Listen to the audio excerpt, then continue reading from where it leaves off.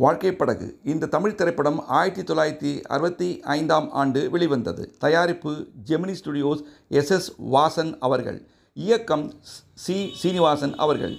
இதில் ஜெமினி கணேசனுடன் Devika, R. Muthuraman, M. V. Rajamma, S. V. Rangarao, K. Balaji, R. S. Manohar மற்றும் பலர் நடித்துள்ளனர். இந்த படம் அவரது சொந்த படமான இந்தி திரைப்படம் ஜிந்தகியை தழுவி எடுக்கப்பட்ட படம். இசை விஸ்வநாதன் ராமமூர்த்தி அவர்கள்.